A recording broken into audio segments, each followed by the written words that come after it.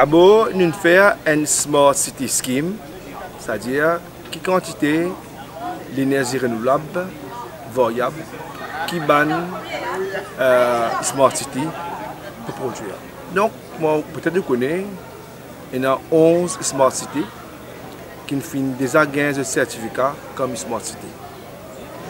Mais nous, c'est 15 MW qui nous proposent, qui nous pensent pour nous donner ban Smart City, nous pouvons donner par rapport au développement qui ban Smart City peut faire.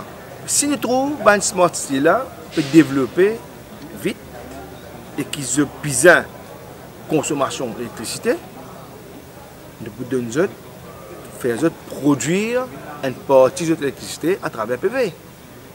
Photovoltaïque, surtout que sont capables de mettre soit le bâtiment, soit le terrain rocailleux, soit le terrain que je ne pas pour servir pour mon bâtiment, ça va en place là pour faire le PV. Si Omniken, ce bâtiment, ce développement, il peut faire son bâtiment d'après Briam. Comment il y a Briam, c'est comment on connaît un bâtiment qui est un bâtiment green, qui servi la lumière du jour, servi passive cooling. S'il peut développer vite, il a besoin de 3 MW de PV, et nous trouver nous capables de donner, pourquoi pas, nous donner. Omniken a un projet de Smart City à Montrésor, dans le sud de l'île Maurice. Et donc depuis 2015, on a adopté volontairement la certification BREEAM Communities, qui est une certification autant environnementale, sociale, mais aussi de bons guidelines de développement urbain. Et au fait, la Smart City a déjà commencé à se retirer, donc surtout depuis fin 2018, avec les nouveaux espaces de bureaux. C'est un projet ambitieux sur 480 hectares qui va se développer sur les 40-50 prochaines années.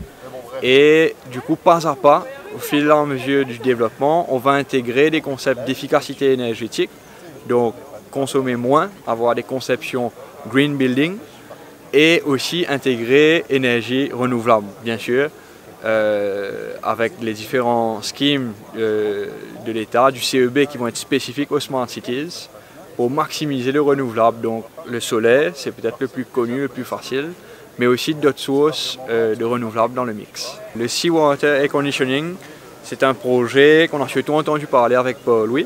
Donc ça, je ne peux pas répondre à leur place, mais j'espère vivement que ça va sortir bientôt. En notre situation, le contexte est différent. Donc c'est bien sûr, on est ouvert à explorer ces pistes. Je ne vais pas m'engager aujourd'hui à vous dire oui ça sort ou non ça ne sort pas. Mais c'est définitivement des pistes qu'on ne va pas négliger. Puisqu'on aura un besoin important en énergie. Et bien sûr, c'est souvent une question d'échelle de pouvoir intégrer ce type de sources. Le CEB, son quota de la phase 1 pour l'ensemble des Smart Cities va être de 15 MW.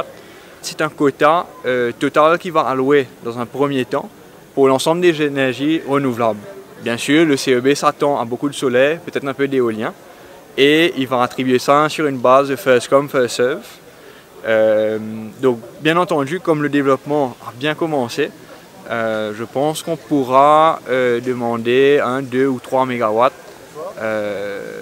et bien sûr laisser de la place pour nos confrères des autres Smart Cities aussi. La nouvelle Smart City est en plein boom, est en pleine construction. Et je veux dire, c'est une réalité, c'est-à-dire une première partie est déjà une réalité et ça ne fait que commencer. Le cas de Holiday Inn est particulier, donc géographiquement il est dans la Smart City, mais comme il a été construit avant que vraiment le scheme nous a été accordé, il va jouer plutôt sur le level du MSDG. Donc c'est 30% de sa consommation annuelle qui représente 430 kW de PV installés. Et c'est ça le projet qui sera alloué à Holiday Inn.